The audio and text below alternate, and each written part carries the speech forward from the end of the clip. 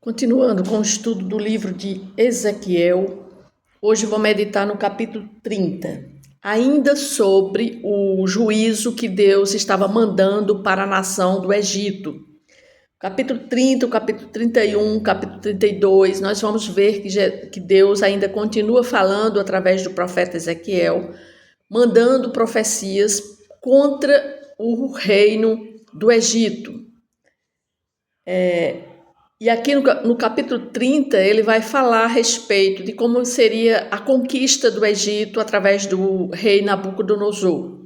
Mas antes vou fazer uma oração. Senhor Deus Todo-Poderoso, mais uma vez estou aqui diante da Tua palavra, que o Senhor me dê sabedoria, que o Senhor possa me dar instrução, que o Senhor me ajude, Senhor, a falar sobre este capítulo, Pai, que as pessoas que venham ver e ouvir, elas possam entender, elas venham ter o entendimento desta palavra, que eu te peço no nome de Jesus, amém. Então começa dizendo assim: veio a mim a palavra do Senhor dizendo, ou seja, o profeta Ezequiel começa falando, dizendo que a palavra do Senhor veio sobre ele. Aí diz: filho do homem, profetiza e dize, assim diz o Senhor Deus, gemei, aquele dia, porque está perto o dia, sim, está perto. O dia do Senhor, dia nublado, será o tempo dos gentios. Versículo 4. A espada virá contra o Egito, e haverá grande dor na Etiópia quando caírem os traspassados do Egito. O seu povo será levado para o cativeiro e serão destruídos os seus fundamentos. A Etiópia, Put, Lud, toda a Arábia, os de Cube e os outros aliados do Egito cairão juntamente com ele a espada. Ou seja, aqui Deus começa falando através do profeta Ezequiel, mandando essa profecia e dizendo que estava perto o dia do Senhor. E esse versículo também, o versículo 2 também, ele faz, o versículo 3, Deus aqui também está fazendo uma analogia a respeito do grande dia do julgamento final, quando ele vir. Esse dia D também é uma alusão ao grande dia do julgamento final de toda a humanidade, ou seja, que ainda vai acontecer. Mas ele aqui estava se referindo tanto ao dia que o Egito seria invadido pelo rei Nabucodonosor, como também estava falando sobre o dia D, o grande dia do julgamento final, porque ele diz assim, aquele dia, porque está perto o dia, sim, está perto o dia do Senhor, dia nublado será o tempo dos gentios, a espada virá, aí ele continua, a espada virá contra o Egito. Então, a partir do versículo 4, ele começa a falar agora a respeito relacionado com o Egito. Porque esse dia D, né, que o profeta Ezequiel fala sobre esse dia do Senhor, é um momento de juízo e destruição que afetará as nações ao redor de Israel. E aqui também ele estava falando para a nação do Egito, embora alguns profetas, alguns intérpretes interpretam essa profecia como referente a esse evento futuro, que ainda vai acontecer, né? E aqui também ele estava se referindo tanto a esse evento futuro, como também para a nação do Egito. Então, o que é que nós podemos aprender com essa profecia, né? Que, em primeiro lugar, nós devemos reconhecer que Deus é um Deus de justiça, um Deus de julgamento, ele não tolera o pecado e a injustiça, e um dia todos os que se rebelarem contra ele terão que prestar contas diante dele. Quando ele está se referindo a um evento futuro, ao dia do grande julgamento que vai vir, nós estamos incluídos aí nessa profecia, porque embora nós achamos que isso é assustador, nós devemos lembrar que Deus também é um Deus de misericórdia e de perdão. Ainda está no tempo da graça, nós estamos vivendo no tempo da graça, e hoje é o dia das pessoas que ainda não conheceram a Jesus, que ainda não entregaram sua vida a Ele. É o tempo de ser feito, né? Porque nós estamos vivendo nesse período da graça. no período do arrependimento. Mas vai chegar o dia em que o Espírito Santo ele não vai ser retirado aqui dessa terra. Então é hoje, né? O dia é hoje de se arrepender, porque ou pode ser a vinda dele, nós estamos aguardando essa vinda dele, mas também pode ser que a pessoa vá antes dessa vinda dele. Então, de todas as formas, nós temos que estarmos preparados para o encontro com o Senhor. E o desejo de Deus é que todos se arrependam de seus pecados e encontrem a salvação em Cristo.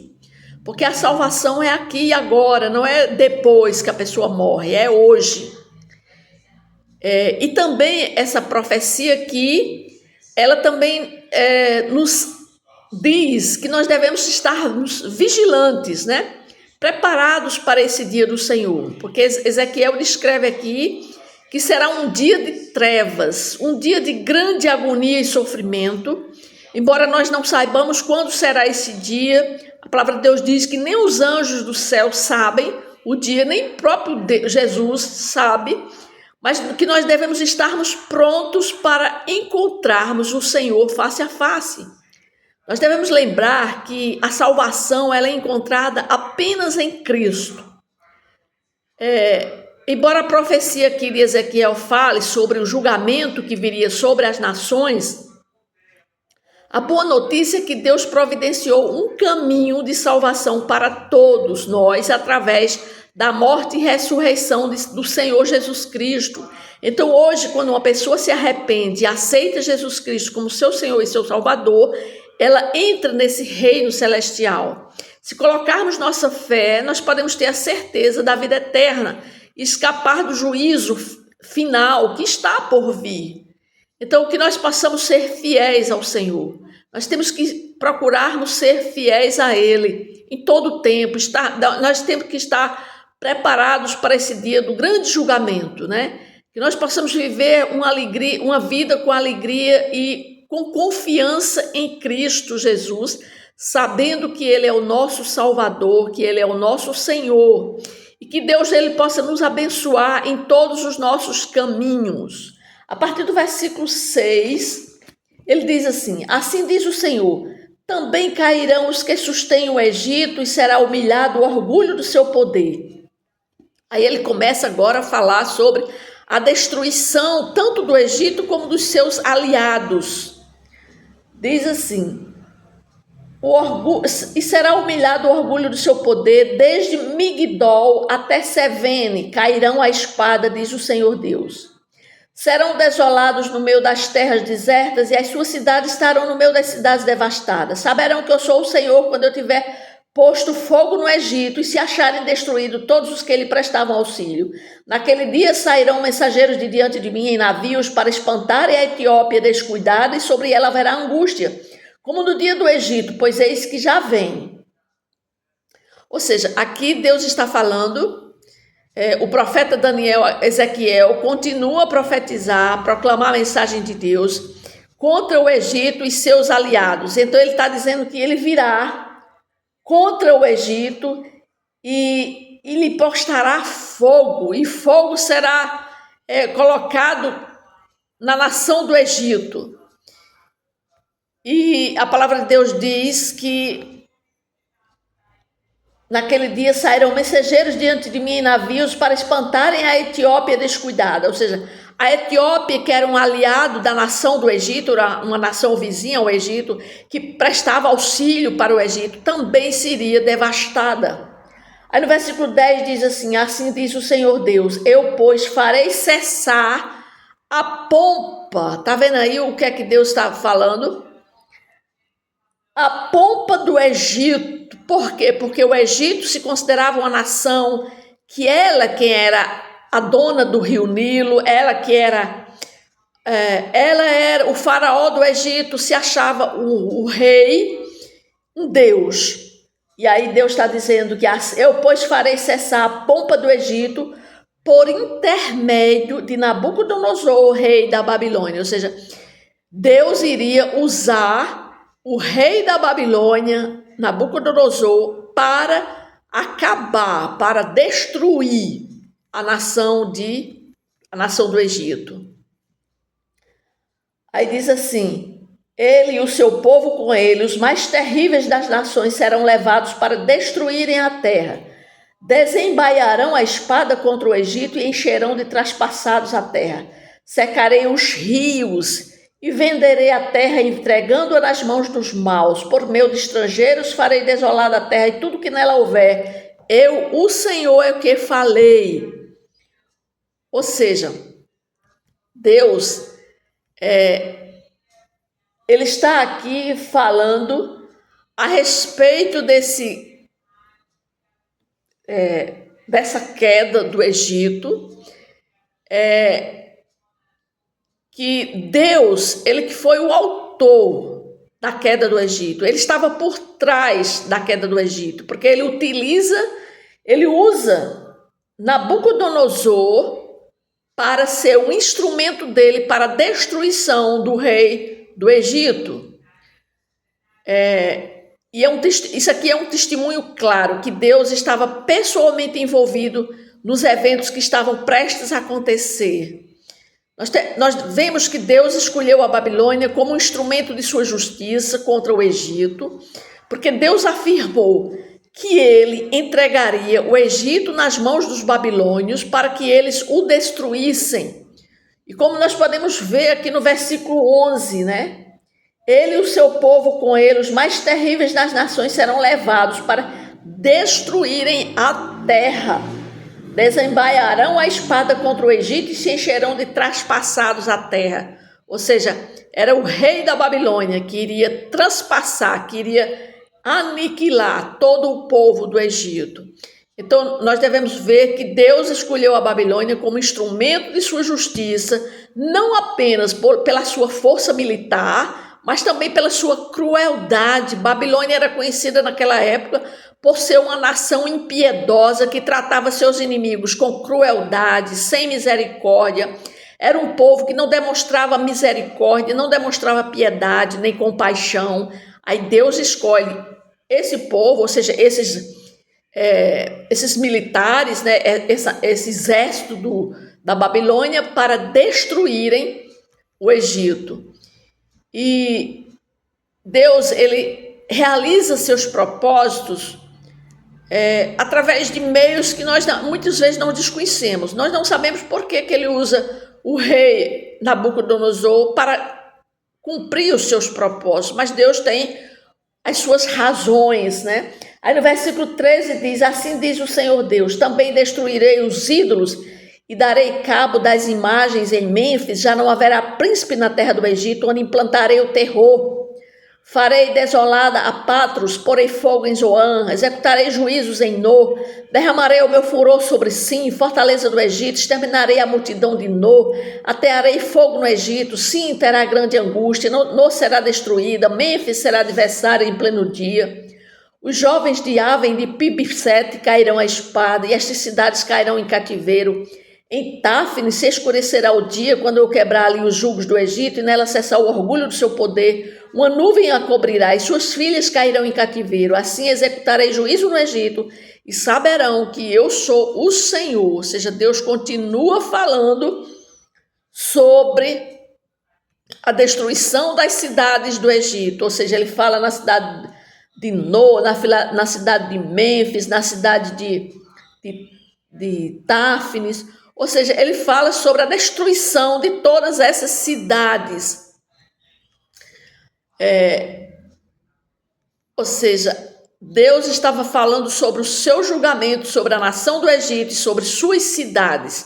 Todas cidades iníquas, cidades cheias de pecado. No versículo 20 diz: num 10º ano, no mês primeiro, aos 7 dias do mês, veio a minha palavra do Senhor dizendo: filho do homem, eu quebrei o braço de Faraó, rei do Egito.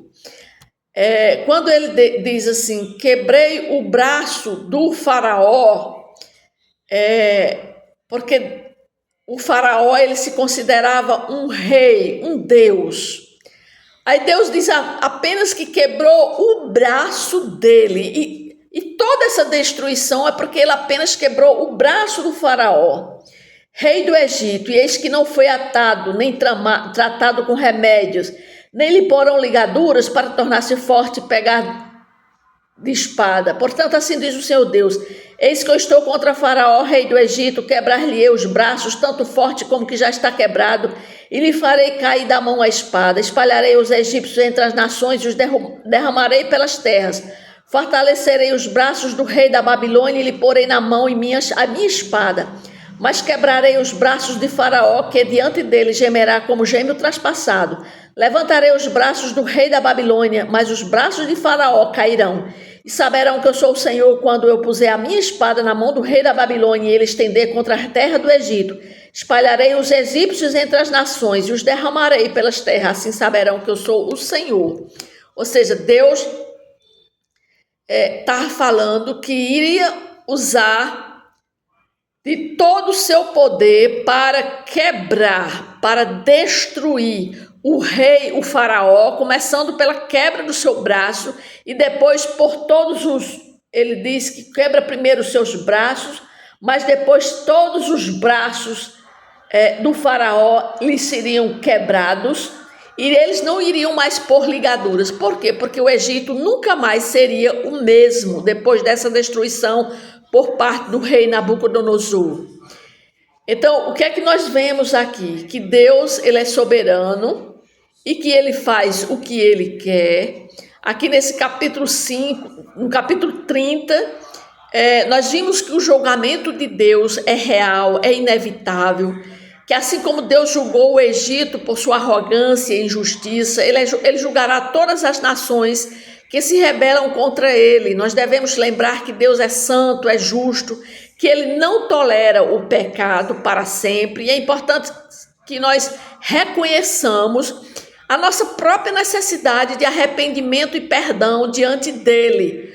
Em segundo lugar, nós devemos lembrar que Deus, ele usou aqui a Babilônia para julgar o Egito. Isso não significa que ele endosse a maldade ou a opressão.